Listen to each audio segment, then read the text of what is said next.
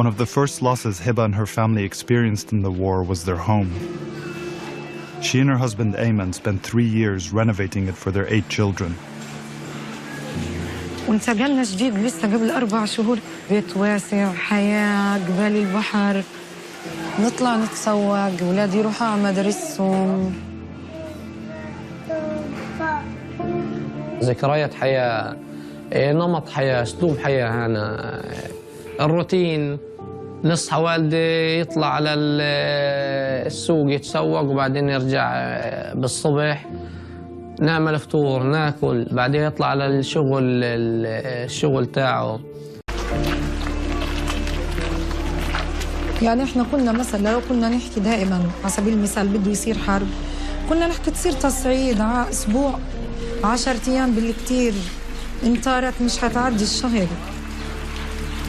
والله ما رضينا نطلع من البيت. When their neighborhood in northern Gaza was bombed, they were forced to flee their home in search of safety. They came to stay with relatives in this building, not far from their home.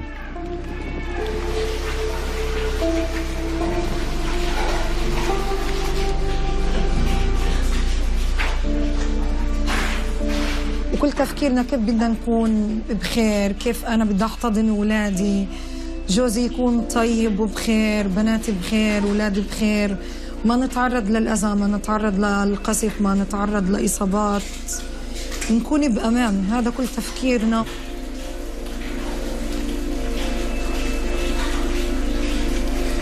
نسمع عن النشرة الإخبارية على أمل إنه يكون في هدنة، وقف إطلاق نار، واحنا كنا محاصرين طبعا يعني، وكان القصف عندنا قريب كثير. كان رعب الليل رعب بشكل لا يوصف يعني، حتى واحنا نايمين ما ننامش مرتاحين، ننام غفوة زي ما بيحكوها، مش انه نوم كامل كمان يعني، لا سمح الله صار فينا شيء نقدر نعمل يعني. Their worst fears came true early in the morning of December 11th.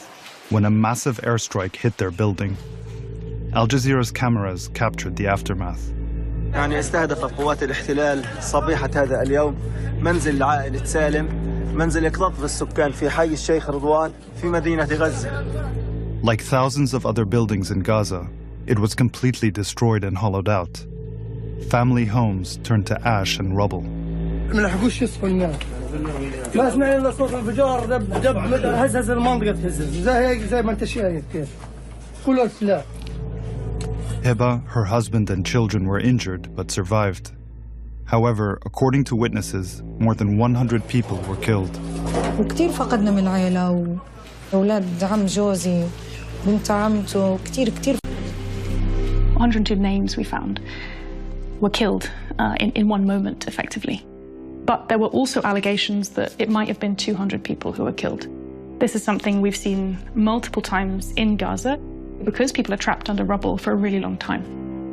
Air Wars, which monitors civilian harm, has been documenting airstrikes in Gaza.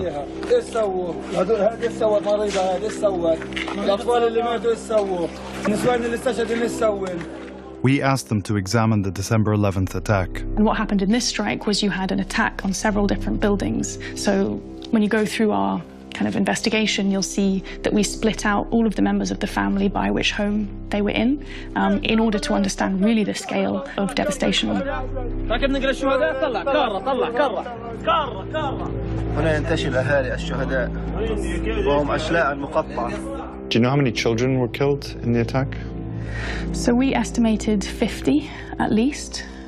And how common was this type of attack that you investigated on December 11th? I would say this is one of so many.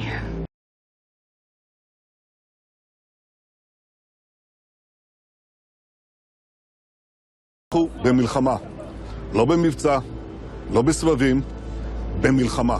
From the beginning, Israeli officials signaled this would be different than previous wars in Gaza. אנחנו מטילים מצור מוחלט על העיר עזה. אין חשמל, אין מזון, אין מים, אין דלק. הכל סגור. אנחנו נלחמים בחיות אדם ואנחנו נוהגים בהתאם. עזה לא תחזור להיות משהו. חמאס לא יהיה. חסל את הכל. קח זמן, ייקח יום, ייקח שבוע. קח שבוע ואולי חודשים. אנחנו נגיע לכל המקומות. We're at war. We are at war. We are defending our homes. We're protecting our homes. The world and the terrorists everywhere that the United States stands with Israel. We will not ever fail to have their back. As a staunch ally of Israel, the US provides billions of dollars in military assistance. And from the beginning of the war, the Biden administration made their unwavering support of Israel clear, regardless of the quickly rising civilian toll or the lack of any clear military plan. This is war. It is combat. It is bloody. It is ugly. And it's going to be messy. You said you've asked them tough questions, but has the U.S. set or discussed any possible red lines? No.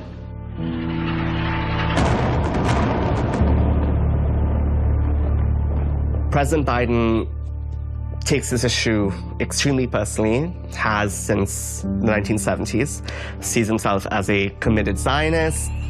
One pretty senior former Israeli official said to me, the US with one phone call could stop the war. They know what the call would look like. The Israelis know what the call would look like. So Israel could not prosecute this offensive in Gaza without US support. What do we mean by US support, right? We mean bombs. We mean fighter jets. I think in the first month or two it had dropped 22,000 bombs on Gaza. This, of course, is a territory about the size of metropolitan Las Vegas.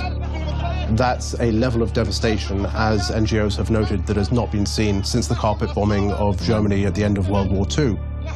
And I think just demonstrates the lack of attempts to protect civilian life. Josh Paul worked at the State Department for over a decade, overseeing arms transfers to countries including Israel. And within the first days of this war, he was alarmed by what he was seeing.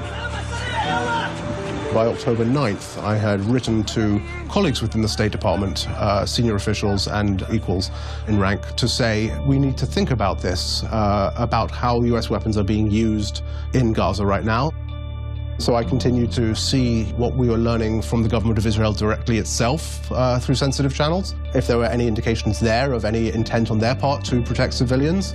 And by 10 days in, none of that was happening. That was when he decided to resign. It was clear at the point that this was going to be far worse than any previous of the conflicts I'd been in government for. There was also this inability to shift the dial at all. What the United States has been doing by pushing 23,000 precision-guided munitions to Israel since October 7th is essentially letting Israel go forward without having to make hard choices.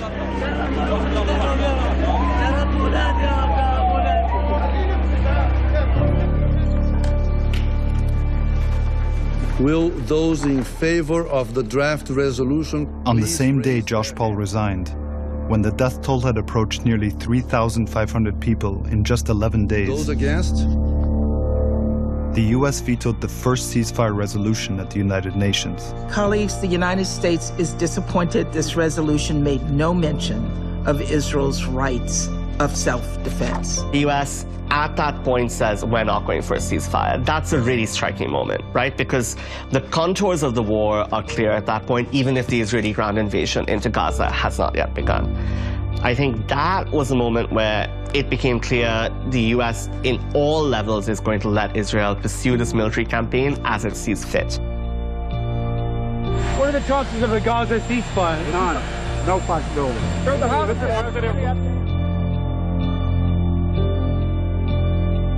Quienes estén a favor del proyecto de resolución, sírvanse levantar By la December, the US vetoed yet another ceasefire resolution at the UN. mano. En contra. By then, more than 17,000 Palestinians had been killed. And that same month, the Biden administration bypassed Congress twice to transfer more weapons to Israel, a move they defended in the media, even as civilian casualties continued to climb. We want to make sure that Israel has what it needs to defend itself against Hamas. This drew more scrutiny on the use of US weapons and whether or not international law had been broken, particularly when it came to proportionality, meaning that there shouldn't be excessive civilian harm in military attacks, like in this strike on the Jabalia refugee camp in October. where Israel says they were targeting a single Hamas commander, but more than 100 civilians were killed.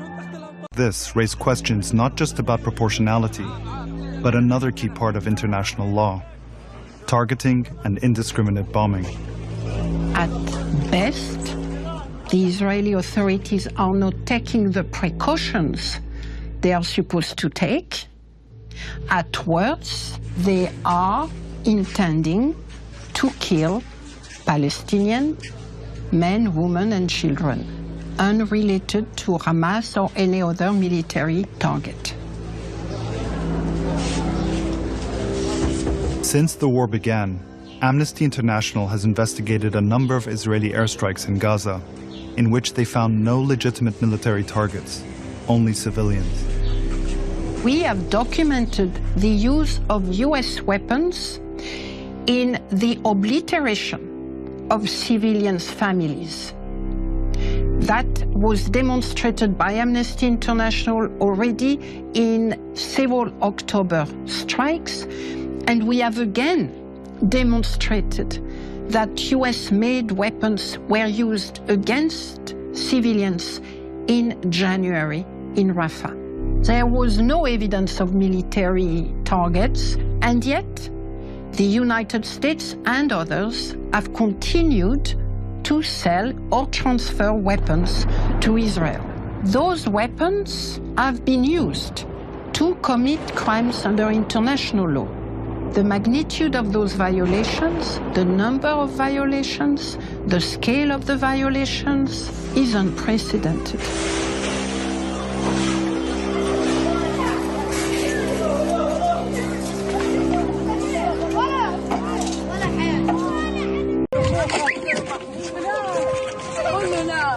As the death toll approached 20,000 people, mostly women and children, the Biden administration repeatedly defended their support, saying that the Israeli military was following international law and creating safe zones for civilians. They have published online maps of places where people can go or not to go. That's basically telegraphing your punches. And there's very few modern militaries in the world that would do that. I don't know that we would do that. To put a map out there and say, hey, here's where you can go where it's safe, and here's where you shouldn't go because we might be striking there. By the end of the year, more than 800,000 people had crowded into the southernmost city of Rafah, following Israeli orders to go to designated safe zones.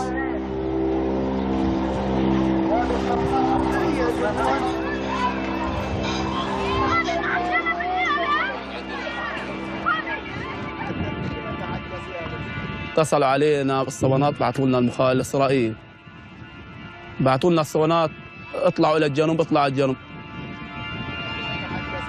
When our team in Gaza met Abdullah al-Ghaf, he and his daughters had been living in this small tent in Rafah for about 3 weeks.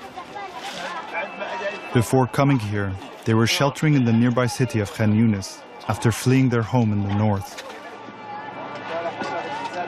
عشت بيجي شهر بخان يونس، عشنا معاناة كتير صعبة، ما لقناش اللي طحين يا أولادنا، الأكل ما كناش نلاقيه يا أولادنا، ما كانش في إشي موفر. اليوم فيش عندهم ولا في نتف أمان، ما هاي نحن في الجنوب بضربوا عنا، هاي جينا من الشمال على الجنوب على نتف الآمنة اللي اليهود اعتبروا إنها آمنة وخبطونا فيها.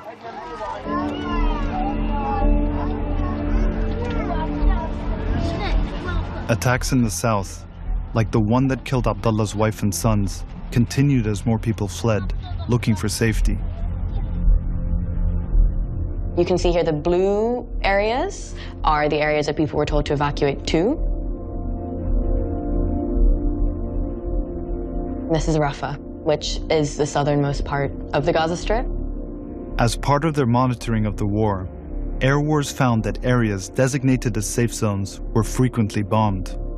I think we have 200 incidents in these safe zones from December to March. People were told these areas are safe, and they had to make very difficult decisions about whether or not they could trust that guidance. What we saw time and time again was that these areas continued to have allegations of civilians that were being harmed or injured because they'd moved there or because they already lived there.